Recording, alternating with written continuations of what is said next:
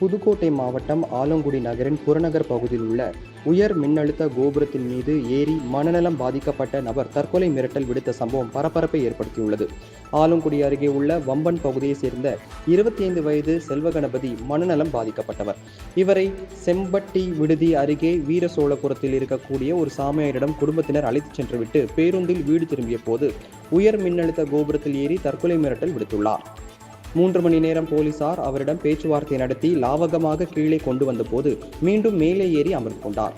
தீயணைப்புத் துறையினரிடம் இருக்க வேண்டிய ஏணிகளோ வலைகளோ எதுவும் இல்லாமல் தீயணைப்புத் துறையினர் அவரை மீட்க முடியாமல் தடுமாறினர். புதுக்கோட்டை மாவட்டத்தில் எந்த தீயணைப்பு நிலையத்திலும் இதுபோன்ற அத்தியாவசிய சாதனங்கள் எதுவும் இல்லை என தீயணைப்புத் துறையினர் புலம்பிக் கொண்டே பணி செய்ததும் குறிப்பிடத்தக்கது.